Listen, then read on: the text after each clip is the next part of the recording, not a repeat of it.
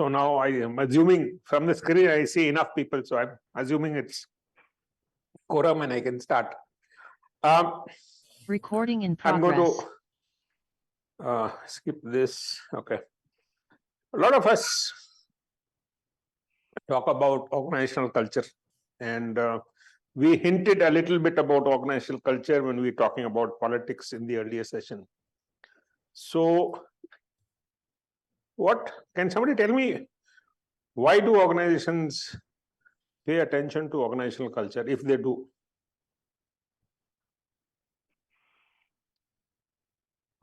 Yes, Rajeshri, switch on your camera and speak. Oh, she's not there then. Soumya, you're mute again. Okay, it's because just to have a synergy, like Okay. She's using a polite word called synergy. So organizational culture is there to create synergy amongst people and teams. Okay. Revati? So it is to align to the values and beliefs of the organization so that, everybody's aligned to values and beliefs. No, yeah, she's using another polite word, align. Okay. Yeah, it is about aligning efforts in a common direction. Yeah. Rashmita? To attract the best talents available. Okay, that's another part. That's kind of somewhat of a consequence of if you have a good organizational culture and you have a good vibes in the market, that this organization has a good culture, you do attract talent, and that's good. Thank you. Pradeep? To drive collective behavior to align with the organizational goal. Okay, good. So he started using the first strong word. He said drive. He said, I mean, I'll have to cut short. Okay, so I'm just trying to be fair. Okay. So yeah, he used the first strong word, which is drive. So there is somebody who is trying to get you to behave in a particular way. Okay. Yes, Anupam? It's an informal way of knowing how to get things done around the organization. Like this is how it happens here. Okay. Yeah, there is a little bit of, I'm not so sure it's informal the way the organization pay attention to it, but it is sort of different from formal. So it is not left, unlike politics, which is kind of significantly bottom driven. Organizational culture in a lot of organizations, and as it should be, top down. It is well thought through, such that everyone is aligned. Yes, Shruti? Somewhere they are trying to drive less negative politics in the organization. Okay. So sometimes, they if politics is got out of hand, I mean, people do try to make changes to the culture such that it is so the negativity is driven out, even while maybe helps in the merger case as well, if they had any communication first or transparency and things like that. Yeah, the list is getting longer and longer. At some stage, pardon me, I will just stop. Okay, sorry. Yeah, Samir. Sir, I believe it's the values and visions of that particular organization and the behavior it targeting towards those, achieving those, sir. That's okay. Good. Yeah. I think Vatsala, you can speak now. Yeah. So organizational culture is required to retain employees as well, because otherwise, if everyone starts playing bad politics, then many good talents can also be lost. No, okay, that's okay. I mean, I just referred to politics, but I agree. Earlier, somebody said it's a tool to attract people. Okay, it's also a tool to retain people. If you have a culture that kind of, as I will tell you, let people feel, makes people feel belong more, then you'll have sort of be able to retain people. Yes, Rashmi. Keep some unique psychological environment, like many things motivates. If you're psychologically, like if an organization give you a culture that makes you to be adhere to that, and that should not be a burden. So if it is not burden, then people. So if a good culture definitely enhances psychological attachment to the organization, and getting them to sort of shoot above the belt is easier. I mean, so you people, again, I use this example. All of us are celebrating Chandrayaan-3, etc. You see the enthusiasm that made those guys there, and people feel sometimes offended when I say it. That is a very ordinary, everyday folks who could just sort of identify so strongly with the outcome that they rose to the occasion and did something great. There are some of us who might claim to be brighter and smarter, etc., and we are still we are so selfish. We are so interested in ourselves that we are still not involved with very, very big missions. Okay, thank you. Shikha? So I believe that why we have organizational cultures or something, it's to figure out how the organization is performing, identify if there are any concern, how to address them. So they need to control the output, they need to control our behavior, and then there are clan formations, right? We sometimes hear of people getting together in a group and leaving the organization and having their own startup sort of a thing, right? All those things are controlled, maintaining all these Thank things. you. She's got to the language that I'm going to use a little later. So somebody said drive, but it's actually a control device, and it's a way of making sure things are aligned. Yes, things are synergized, but it seems to, these softer words seems to suggest that it's a choice. In many organizations, it's not a choice. It's actively orchestrated from the top to ensure that behavior is controlled in a fashion that only behavior that the organization approves of happens, and others gets kind of reprimanded, whatever. It can lead to exits also. Yes, Deepti? So I believe that certain values which everybody practice in the organization, which gives a common platform where people feel that they are heard and they can play fair. So that Okay. is Values and norms, building commonality, definitely it is one. Yes, Jyoti. And okay, we'll stop with Sarata. Uske baad naam nahi dalne ka, okay? Yes, Jyoti. So basically, it's the company's belief in how employees inculcate that, and how it basically influences to the best of the employees. That's what organization culture represents. Yeah, okay. That's kind of a positive culture. Yes, yeah. Sandeep? Yeah, so organizational culture, I look at it, it is the perceived picture of the organization, how it is been looked at, or how what's happening in an organization. That's what culture is been. Okay, it's soft, not spelled out any detail, but it does give us a sense of what this organization is about. Yes. Exactly. Last comment, Sarath. Yeah. Asutosh ji, I'm going to skip you. Okay. Sarath. I can't hear you. You're on mute. I'm sorry. Yeah. So I was saying organization culture may vary from different organization to organization, but most of the organization follow the most of the common rules, right? Let's say trust and respect, then internal behavior among the teams, and some of the ethical rules, which are the very. There are some commonalities, but they need not be the same. Yeah, okay. So let me kind of go. Organizational culture is actually sort of based on shared values and norms, but it is a control device. Okay, it is a way in which certain norms, values are created or sort of evolve, and when we like the outcomes of how we treat each other, we like the outcomes of how we treat the outside world, etc.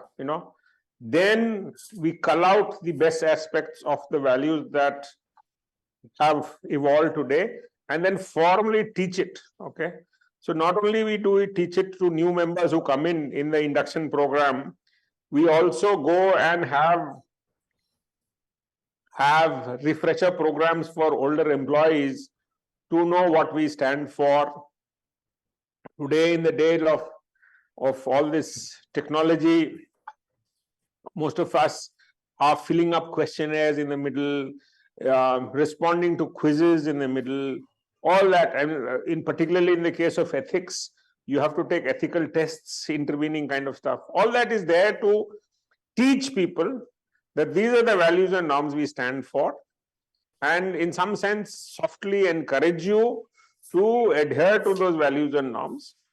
And sometimes publicly, when somebody is sacked, and if it's also publicized to why. So typically sacking doesn't happen on so-called trivial issues. Sometimes if there is a real performance issue or real ethical issue, everyone seems to know that this is the borderline, okay?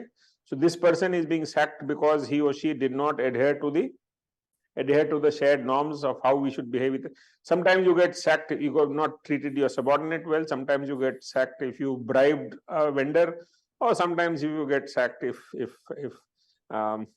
sort of your performance has been well below. But in some sense, we do play around a little bit, but finally most organizations which are doing well, they have a set of shared values and norms that are widely accepted, and the organization deliberately plays an active role in promoting those shared and values and norms, such that at the end of the day, if you see the picture just below the quote I have had there, somebody is painting them, and at the end of the day, everyone is red, okay? So if I were to say what is a Googler, or what is an Infosys employee, or what is a Tata employee, at some stage we should be able to say, that cleanly, we should be able to know that end of the day, there is Infosys stands for something, or Tata stands for something, or Google stands for something, and we don't care who the individual is. As soon as we see this is a Google manager saying something, we will get the whole big picture behind him or her, because we know he's a Google guy, okay? So there's a very strong need for organizations to ensure that anybody who's acting on behalf of the organization behave in a consistent fashion. It's not that I can behave with my team members in one way and my neighboring guys can behave in another way. It happens, but a lot of organizational culture is about preventing that from happening, such that we have managers who think alike, managers who behave with the subordinates alike, managers who behave with the clients alike. Oftentimes you will say, no, in my organization, personalities play a lot of role. That happens, but that's despite us paying attention to culture. The role of the culture is to sort of control behavior such that these variations are stamped out. Another thing is to look at it as just as a social control system. That's also the same thing. Is any of you are sort of violating the norms, somebody is going to pull you back. And who's going to pull you back? It's not necessarily the supervisor or the manager or the CEO. It's your teammates, your colleagues, your subordinates are going to pull you back and keep you in order. So sometimes as a manager, I do certain things which may or may not be observable to the senior level in the hierarchy, but somebody in the system will say, sir, yes, hamare yahan nahi hota, or should we do this, or whatever. There will be soft signals, and in sort of will bring you back to track in terms of what is legitimate, okay?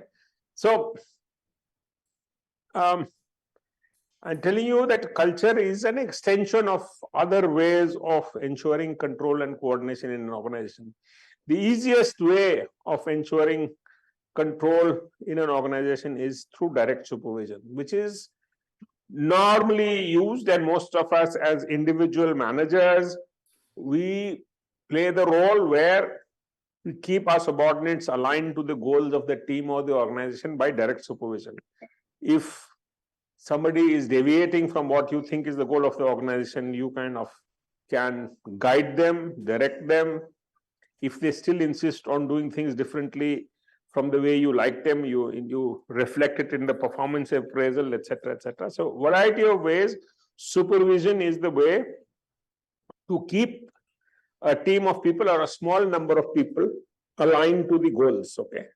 So at that stage, sort of explicitly values or norms or investments in values and norms may not be very, very visible. It looks like A manager is dreaming up something in his mind, and based on that, he's reprimanding me or she's reprimanding me and telling me to do things.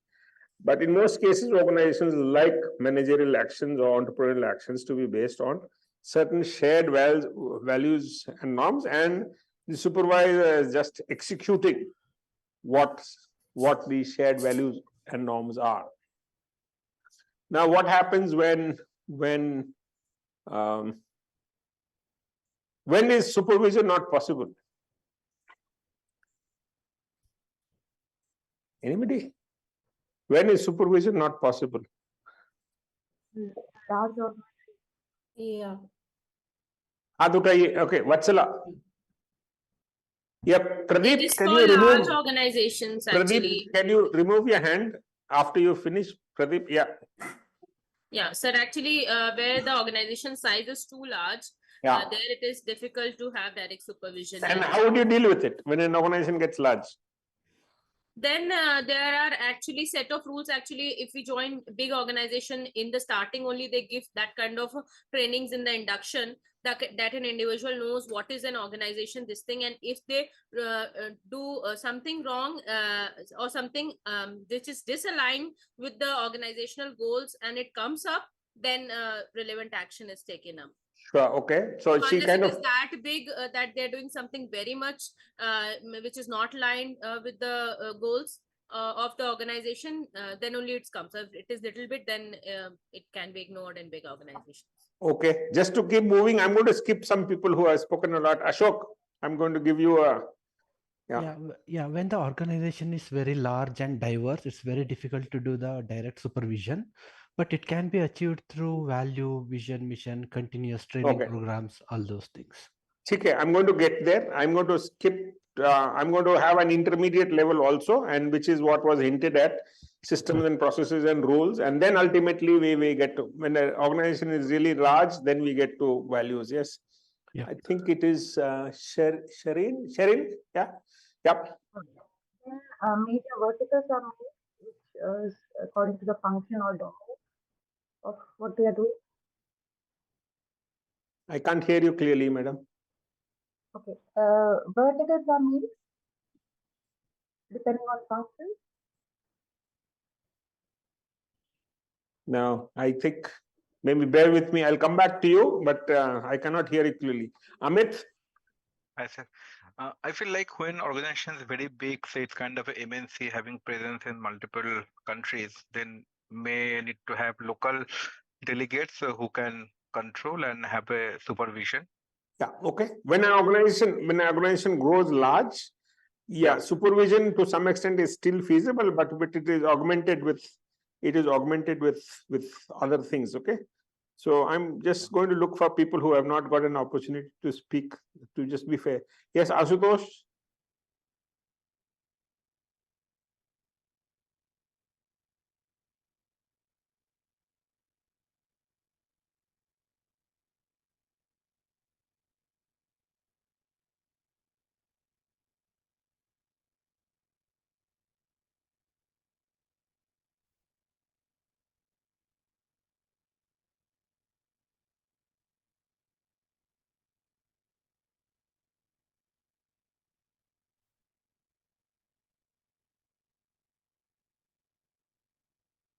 Okay.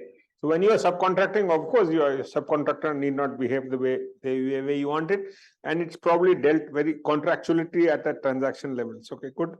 Samir? So I believe when the waterfall hierarchy is missing, whatever the size could be of the organization, but if waterfall hierarchy is missing, definitely there would be no supervision possible. Okay, yeah, I mean, Vidya? Sir, I just wanted to throw some light on how in large organizations we can have a bit of direct supervision is there will be different departments. We can have actually delegate work to each department head, and the ultimate head of the organization can have a direct supervision with them.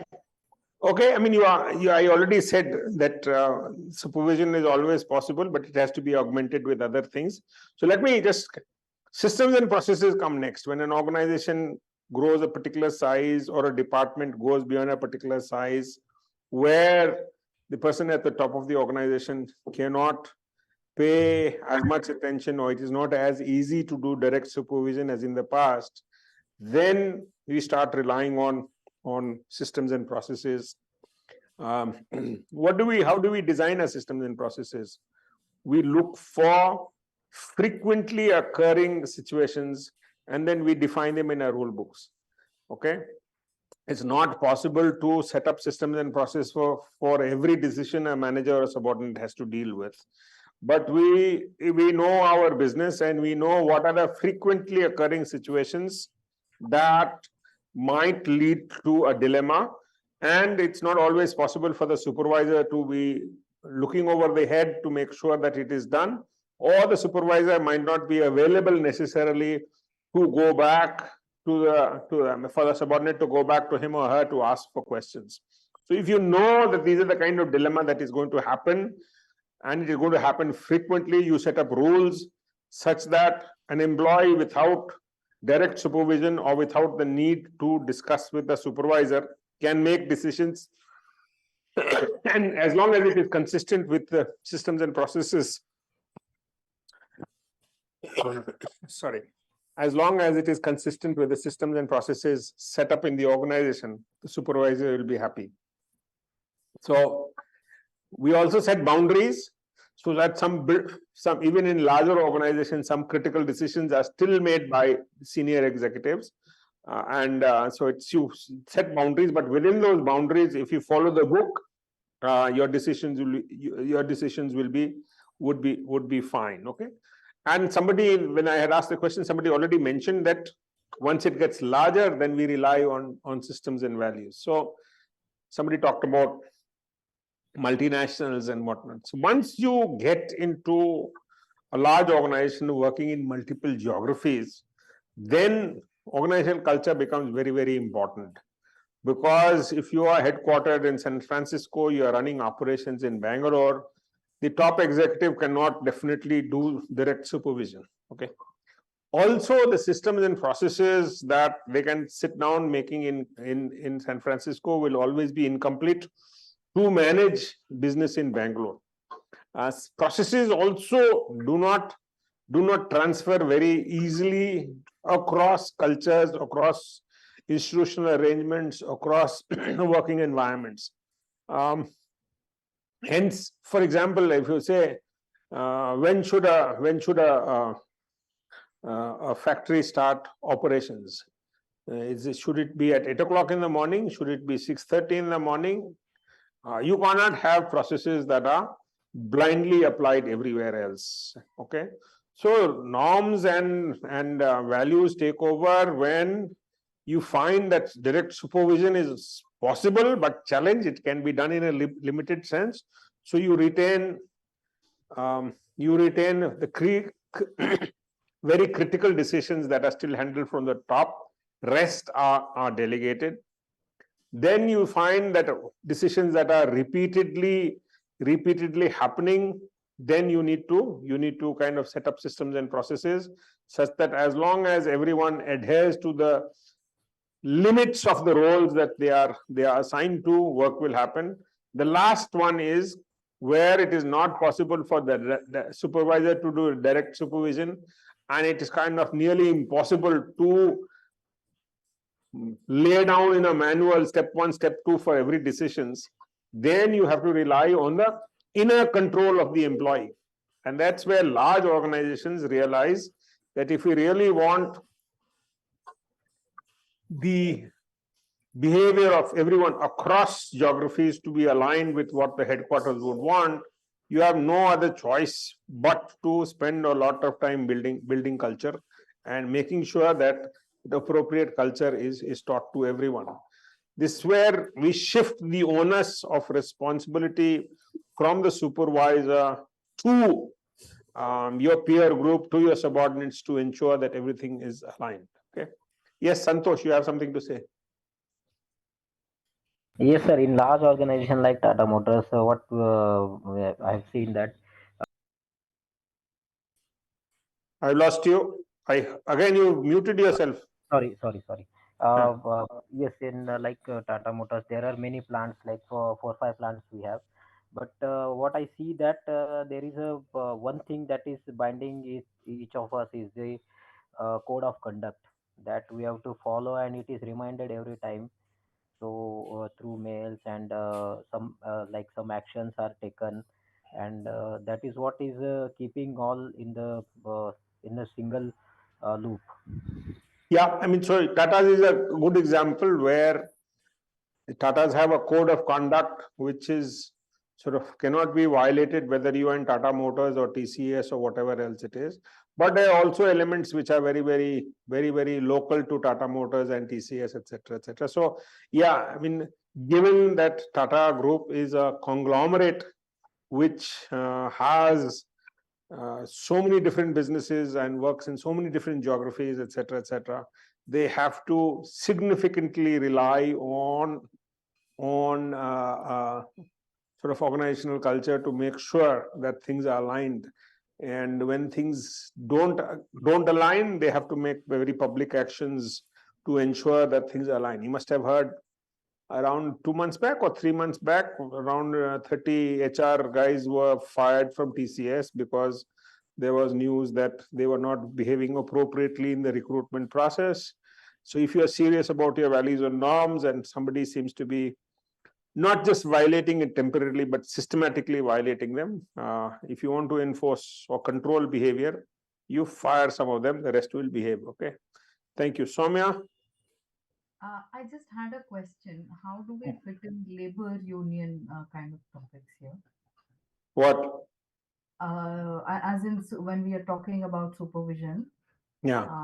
In terms of labor unions that we have, I mean, in the manufacturing setup, we would have such a scenarios. No, but there will be a culture of responsibility. You will try to build a culture of responsibility amongst the members of the union. At one level, they're also employees of the organization. Yeah. And you will get them your best to try to adhere to the culture or the values of the organization. If they don't, then there are actions. Sometimes you will sue the union leader, you will threaten him, you will encourage another union to come in. All kind of things happen. So but the idea I'm talking about organizational culture is everyone, whether it's a manufacturing union or not, should recognize what the organization expects as appropriate behavior. So just say if you are supposed to show up in the shift at 8 o'clock and swipe your card or whatever else it is, you will have to make sure that even the union leader comes and swipes the card at that time. And if you don't, then other things can happen. Okay. So if the organization culture is poor, oftentimes the organizational culture is not able to control the behavior of everyone. So oftentimes the union expectations and organizational culture expectations do clash. And when the organizational culture is too weak, so again, I can tell you, it results in, I mean, we have talked about it before, it results in employee strikes, etc., etc. Sometimes our organizations are not doing well because our culture has deteriorated, organizational culture has deteriorated, and we cannot enforce our will on the employees. Okay, that's a sad state. That's a case where organizational culture has deteriorated to a stage where it cannot control the behavior of people. So we can have a better relationship with the employees. It need not be antagonistic, but we have to explain to the unions why we are doing what we are doing is for the good of the company, good of the organization. Unfortunately, unions, I think now they are not very militant, or they are, I mean, I think today they are much more responsible than they used to be in the 70s. At that time, they didn't care for the organization. Now, I think, like somebody mentioned the Tata Group, and you don't hear of strikes, etc., in the Tata Group. They are unionized, but I think the cultural ethos of the Tatas is strong enough that they kind of manage to get even members of the union to share the values of the Tata Group such that things don't get out of hand. Yes, Rahil. Yeah, hi sir. So like even in my organization, we are going through a cultural change. Why we are going through that is that our organization is a agro-based firm, and currently they are investing heavily in the technology part of it. And to ensure that the culture is being transported to all the employees, it's a 30,000 plus employees organization. They're conducting various trainings. There are perks for people who attend those trainings, and after these trainings are being conducted, there are perks on implementing the things that have been trained in the trainings. So they Yeah. are, so I mean, these are the devices that they're using for, so that apart from being trained, they're also making sure that these policies are being adhered to and being implemented in daily work culture. Yeah, So I mean, good. A little later, I will talk about the cultural change that was implemented at Infosys by Dr. Sikka. Cultural change is difficult, and I will tell you why organizations should pay attention to organizational culture, and yet organizational culture is a double-edged sword. That if you realize that you have an organizational culture which is not suitable to the current situation or the current strategy that you want to go, you will have to do all that Rahil was talking about in terms of getting people to change the culture. It's not easy, but that's the nature of human behavior. You want humans to behave in a particular way, and just as they have learned how to behave in a particular way, you want them to behave differently.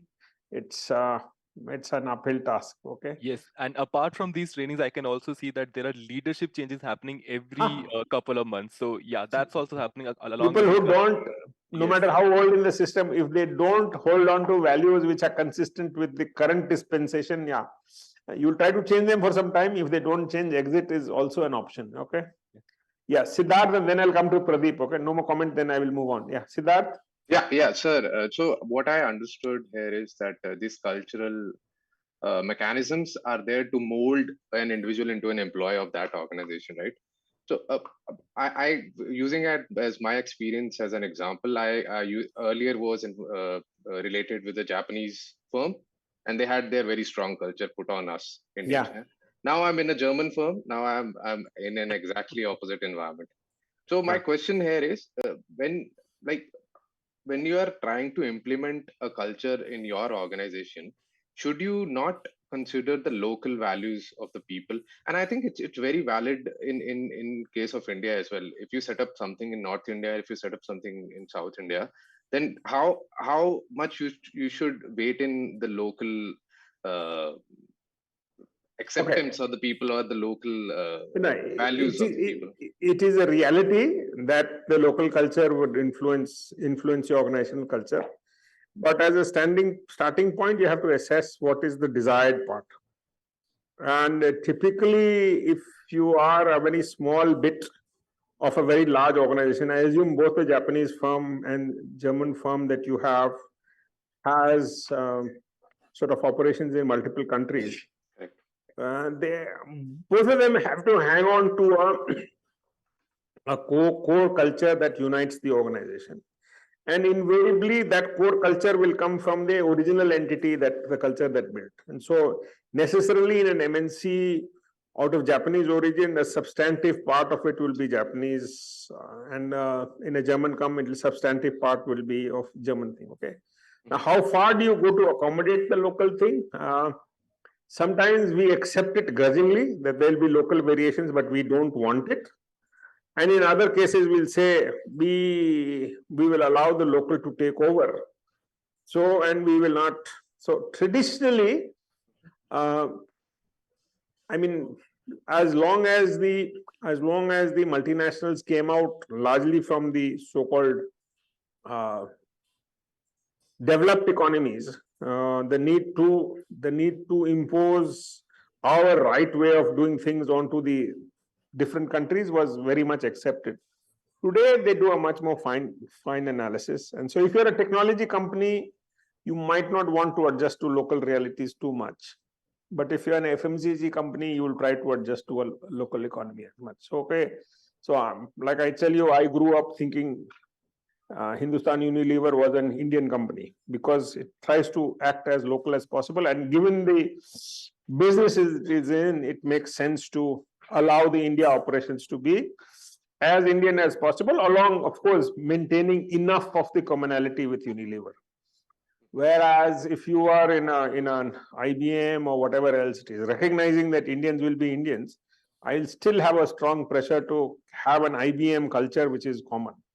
I have beaten Bosch to death, but Bosch also wants to have a very common culture, even if it's operating in India, because it wants a Boschler to be transferred to Turkey at like this or transferred to Stuttgart like this, and they want to fit in that. Okay, so you are only temporarily an employee of one geography. You are an employee of the whole system. You could be anywhere. If you take that as a strategic position, you will try to enforce a common culture across the organization, even as you recognize that people in India will be different from Japan. Okay, right. But sometimes if you're not looking at that vision, you're saying, okay, Indians will operate only in India, and that's what makes strategic sense.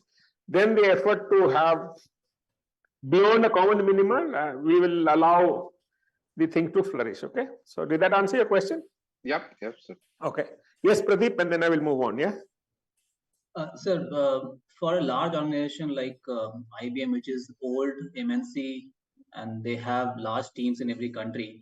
So, I mean, there is a defined culture which they want every employee to conform to. But in a startup, much like a society where collective behavior of individuals will make the culture, so they'll wait for that, right? I mean, am I right in saying that? No, okay. Let me. Okay, you kind of jumped the gun. I'm going to go and address that. See, some of you are in startup. Somebody who is starting up. See, please start talking about organizational culture at the very first stage, even if it appears unimportant. So you'll be in a team of 10 or you'll be in a team of 20, and you will think, what wasting time setting up rules and processes? What is wasting time talking about values and culture? Unfortunately, it's a reality that in the first stage, the sharing of values and norms happen almost automatically. Like-minded people come together, so you don't have to sit at the table and talk about values and norms. The very fact that you are together is you have enough information about other and you can sharing it now. But it's very important for the entrepreneur to start talking about those values and norms, because as soon as the organization grows a little bit bigger, organizational values will start playing a role, and he or she might not have enough time to spend talking and articulating about organizational culture. Okay, so startups should, even if they think it's temporarily a waste of time, see, the organizational shared values and culture become very important in the third stage, in the 3-stage process that I'm talking about. But the foundations of those values and culture that are values and norms that are going to become part of the culture, the conversations have to be started in the first stage, where you're still direct supervision is still feasible. We need to build those foundations. So I would think, like, if I look at the early stages, the organizations, we know them are TCS, Wipro, Infosys. If you look at the so-called IT sector, I mean, and you will know there were many other organizations also that would have been founded at that time, would have taken projects, and I think done them quite successfully. However, these have gone along because very early they had sorted out their values that are going to be with them for long. And I know in the case of Infosys, Narayan Murthy's persona was kind of talked about a lot. Premji's persona was talked about a lot in Wipro.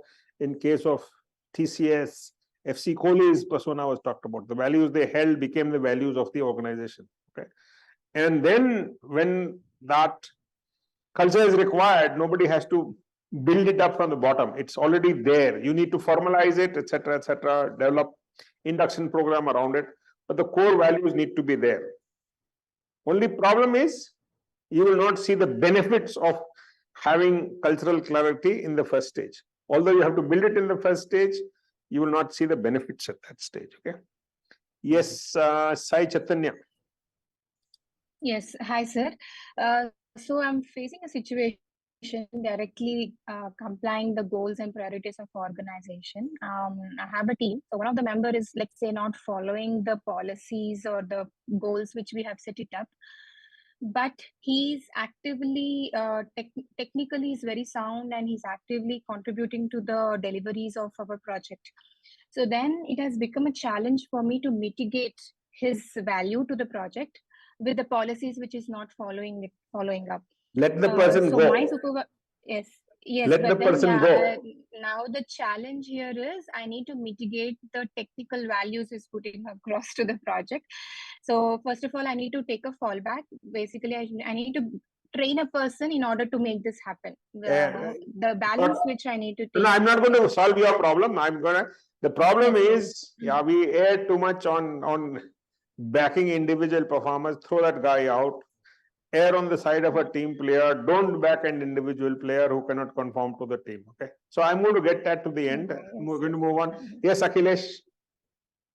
So just one point. So when Rahil asked the question, so you suggested that there's a possibility of exit in case of merger or cultural conflict.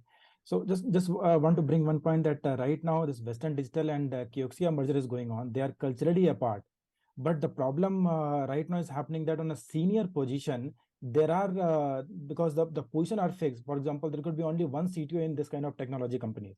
Now there is no option. For example, Western Digital CTO resigned last week. So there is only exit possibility. Okay. So, okay. This is maybe I should have answered, or this question should have come up in the earlier situation. Sometimes the situation does get you into a position where you have to resign, as Moitra had resigned in that case, but the resignation should be on your terms. Okay. So oftentimes when you are forced into a corner and you have to resign, if you're a smart sort of politically savvy guy, you will take a substantive number of your team members, you'll take a substantive number of your clients, you'll take a substantive number of your supplier base along with you, if you're politically savvy. If you're not politically savvy, like Moitra, you will go and give a resignation letter and nobody will go with you. Okay. So if you want to be a successful entrepreneur, whatever else it is, successful manager, you build that network. And sometimes if a 10,000 team has to be brought down to 5,000, some people who have to go, and you might be one of them who has to go. But do you go on your terms or you go as a victim? Okay. I'm just persuading you, you need not go as a victim. If you are proactive, you will go on your own terms. Okay. Okay. So let me get to it. Okay, just bear with me, the other people who have raised their hands. I'm keeping an eye on the clock. If you look at the organization that does this thing very well, if you see armed forces or any armed force, they are very good at ensuring consistent behavior. Direct supervision is a very significant part of the activities. Detailed systems and processes are very integral part of any armed forces. There may be differences between the army and the navy and the air force. There might be differences between the CRPF and the BSF. There will be differences, but all of them will have significant direct supervision, significant systems and processes, and significant efforts to make them share culture. I'll also tell you that this is how societies pass on values to the newer generation. Every society, no matter which religion you come from, which geography you come from, which cultural milieu you come from, there is a desire for older generation to share or get the next generation to imbibe the values of the older folks. Okay. And how do you do it? It's exactly like this. How do you pass on values to a young kid in the home? It's by the direct presence of an adult, whether it's mummy, papa, grandma, whatever, teacher. There is an adult who is constantly, or should be, some of us are not doing it, constantly spending time with the kid to tell them what is right and what is wrong. Okay. And this is an allegation I will make to current parenting. We are not spending enough time with our kids. Okay. वो एक handheld device देकर उसको खेलने दो, and we are doing what we are doing. That's not good parenting. That's the time to talk about values or norms such that they at least listen to the logic of what is happening. Okay. That's the time to sow the seeds of good values. Then how do you deal with a teenager where direct supervision is not possible?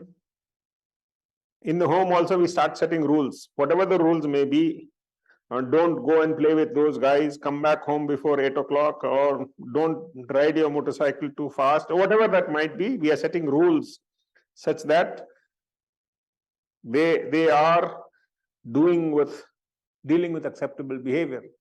And the last stage is, when the guy is working in New York and yet you want him to behave in a fashion where you will be proud of the actions he took in New York.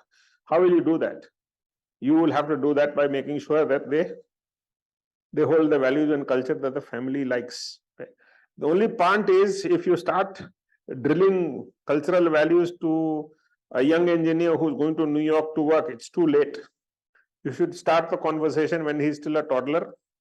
Reinforce those things when the guy is a young adult, and then you would have a better chance of making sure that when he goes to New York, he is behaving consistent with you. So, like society, you make sure that values are given to a young kid, which is reinforced when he's a young adult, and then reminded when he's a full adult. Same thing in an organization. Plant values when the organization is small. Make sure that the systems and processes you set up are consistent with the value with the value that you set up. And then when the organization is really large, you can let managers behave so-called freely and yet be consistent with what the organization has. Okay, so we are moving from overt control from the outside to inner control, and ultimately in the knowledge domain, we want people to. We can't let people free. Even in a startup, we cannot let people free. It's controlled freedom, and they are theoretically allowed to do whatever they want. But hopefully, the internal controls will make sure that what they do is aligned with what the organization is wanting to do. Any organization culture consists of things that were invented at the launch. Most startup firms, not only now, even traditionally, would decide on a few core values that they would like to have. Then as they go along, they find that there are certain things that either clients want, or certain things employees want, certain things suppliers want, and it looks good for the collective good, and it gradually becomes part of the values that the organization stands for.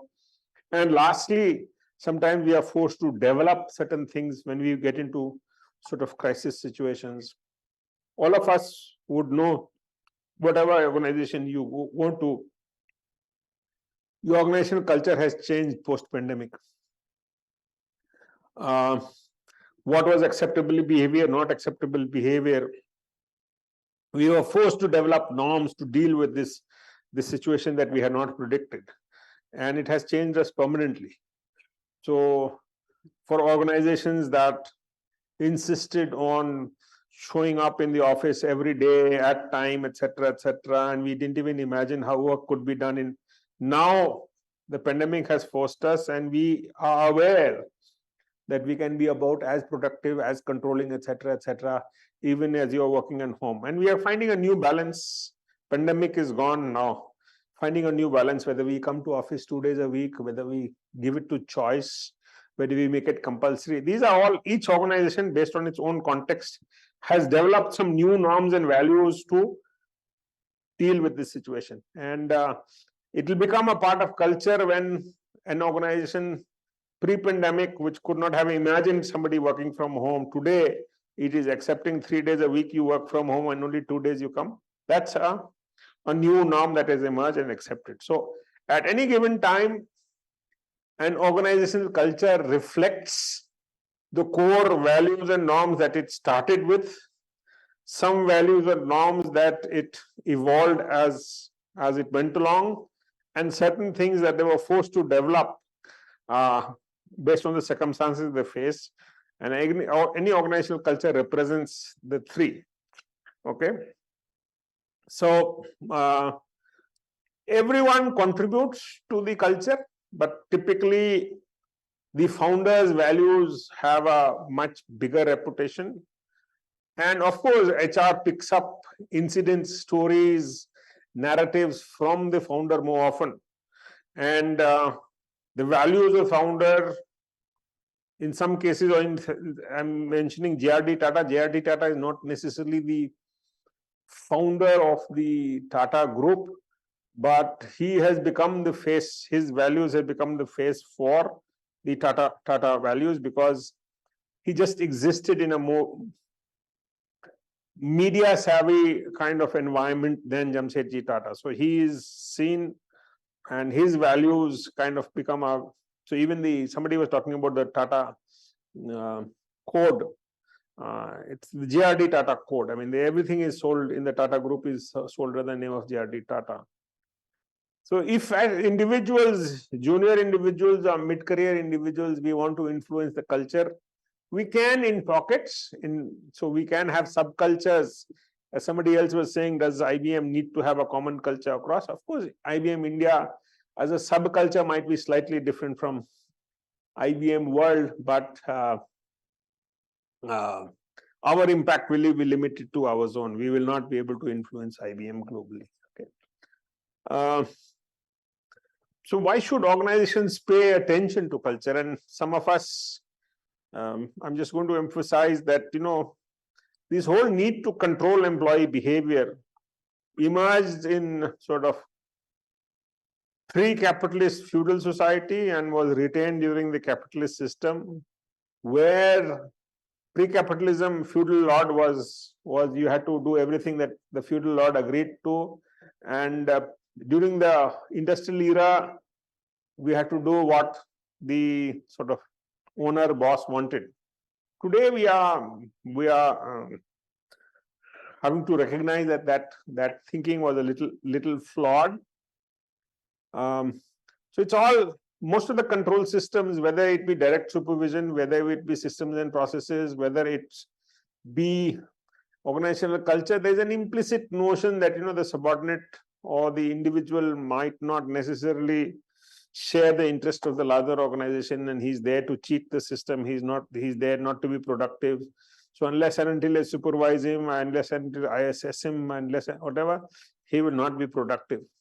But that for the modern age is flawed, because unlike in the past where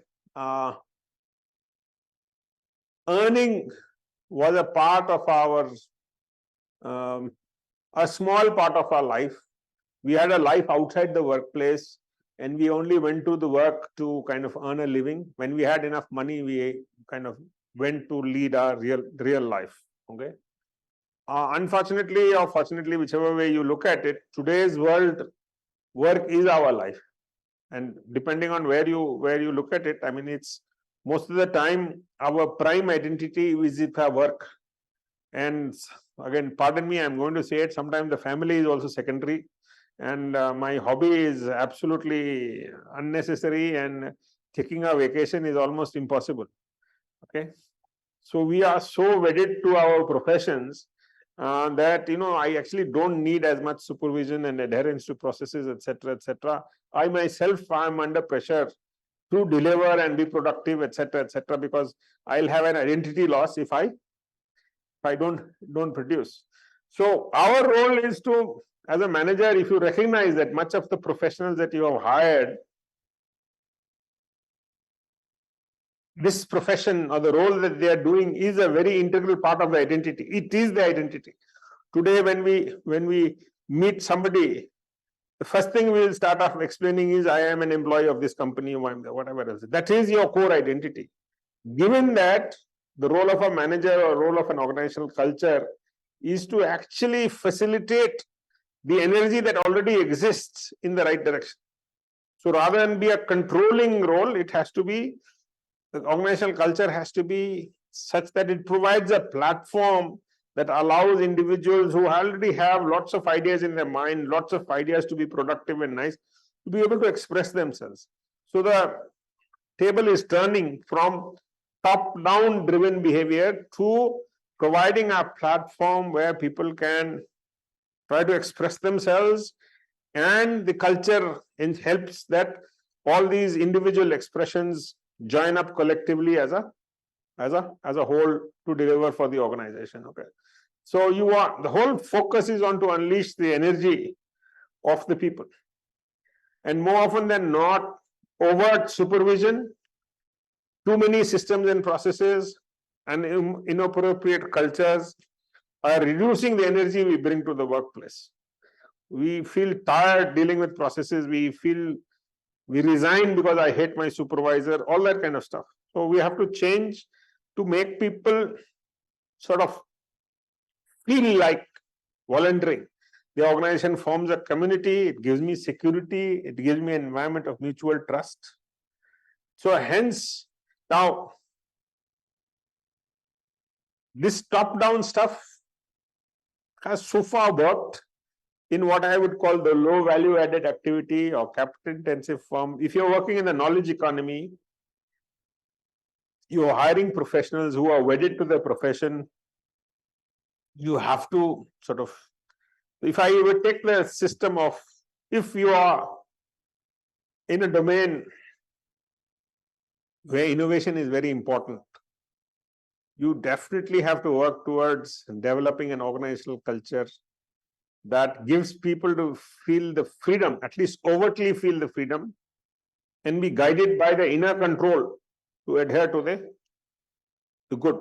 As soon as there is overt supervision, overt compliance of processes, actually innovation hurts. Somebody who's working in an innovation environment will let me know.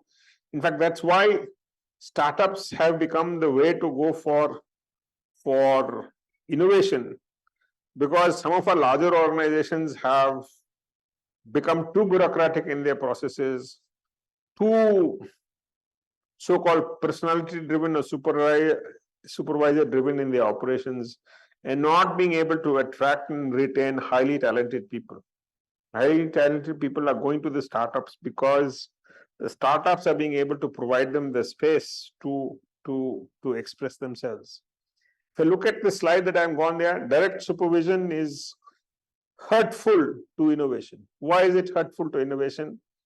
Much of innovation is not trackable. Creativity is not easily trackable. You cannot put creativity on a template. You cannot put creativity on a milestone. If you give me that, okay, in 3 months this product should be ready, is it feasible? Anybody working in R&D? I just put 3 months.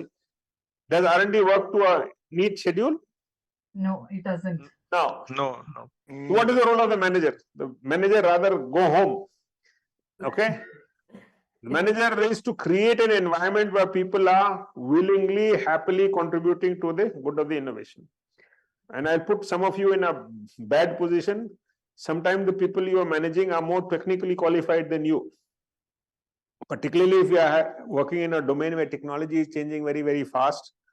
Most of us are finding ourselves managing people who are much, much more tech savvy than us in the domain. And so in some sense, again, direct supervision role is very, very limited. All we should be doing is making sure that we are contributing towards providing a work environment where people find it nice to express themselves, and then you will have more innovation.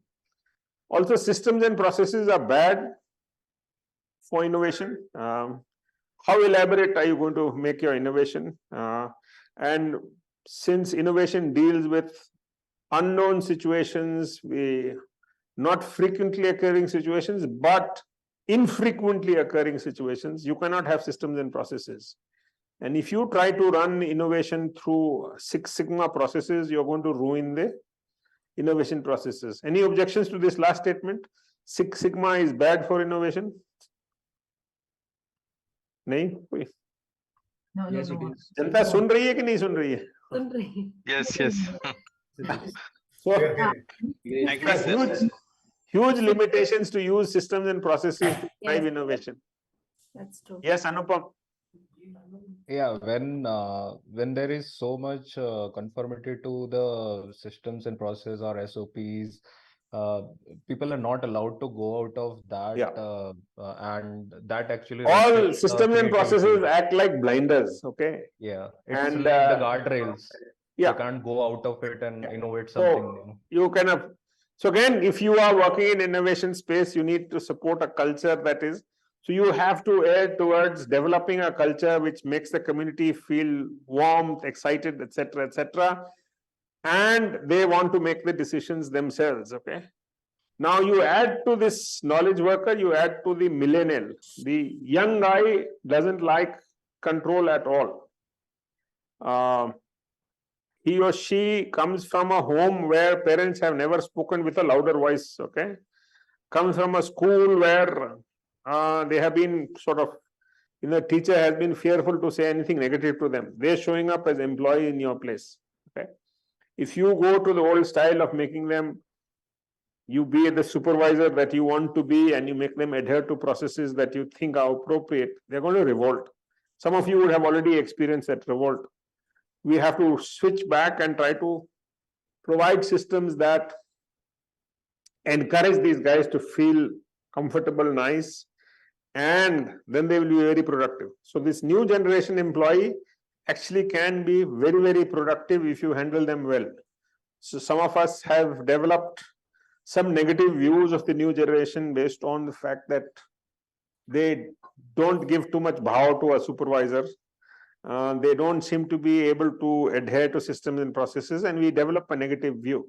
It's just a new breed of employees who need to be handled very, very differently. And the only tool you have to handle them differently is to provide a work environment that they feel nice about, comfortable with, easy to identify with, and allow their self-drive to be channeled towards the interests of the organization.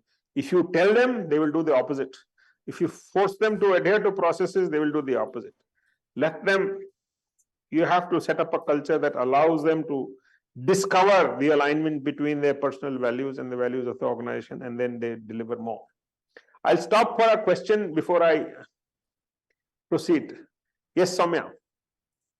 We were discussing on Six Sigma, so I just had a point that Six Sigma mostly will apply on manufacturing process because we expect consistency.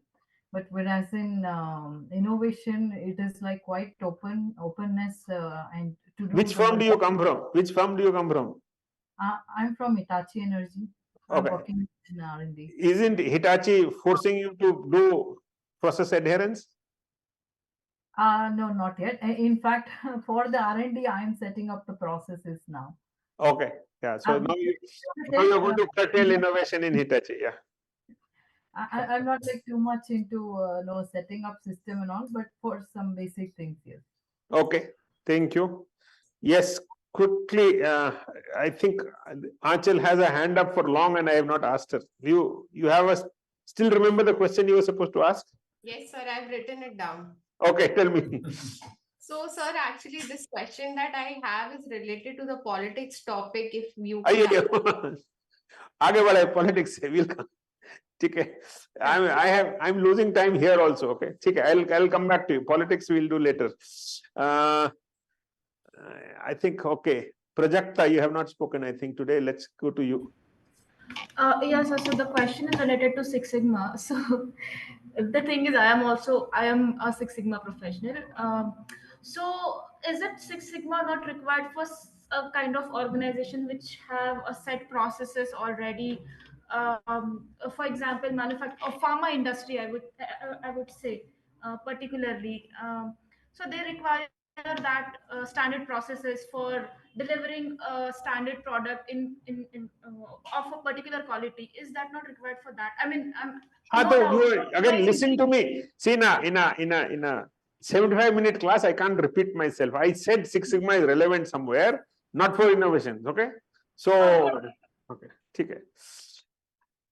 Infosys, just to illustrate this point, Infosys was a great company, great culture, etc., but it was all built around services. And in the early days of its culture, when there was this possibility that, at least in the imagination of companies sitting in US or UK or whatever else it is, these Indian guys are only intent on data theft and data thing and personal whatever. So all companies in India did a great effort to ensure to the client that there would not be any loss of privacy, data loss, etc. And one of the things that became part of the norm of most of the firms which started in the early days of the emergence of IT in India was that you will not take any personal devices into the workplace. Whether, I mean, at that time there were no phones and all, but even whether it was a computer or a Then if you heard of a floppy disk, even later on, even if pen drives came, you were not allowed to take any of your personal stuff there, because it would possibility that data theft could have happened. Okay. Now we go into 2014, where that lack of trust in Indian industry is gone. People are not as worried about data theft as they used to be. They know that it occasionally happens, but it is not as much more than it already happens in the US. That's not a matter of concern.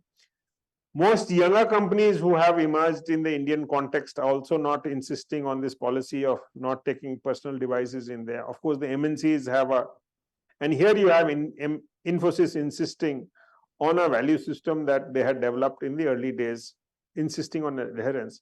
It led to a lot of angst amongst young employees who kind of feel that you don't trust us enough, and it was seen as a lack of trust. And then when Sikka came and he was trying to change the organizational culture from a service-oriented culture to a more product-oriented culture, one of the things he went public with is you can allow go into your personal devices and use them. Then that same end of the year, he gave 3,000 iPhones to the top performance, essentially to say that, listen, a value that we held so strongly for 25 years, 30 years, now we are going to abandon that, okay? Because the new environment requires a different culture. We value you need to be innovative, etc., etc. But I think Dr. Sikka struggled, because when somebody says this is the future of Infosys and this is the values that all of us need to adhere, it's not going to happen because Dr. Sikka said it. There would be old timers in Infosys who kind of believe very, very strongly in the old value system. They would oppose it.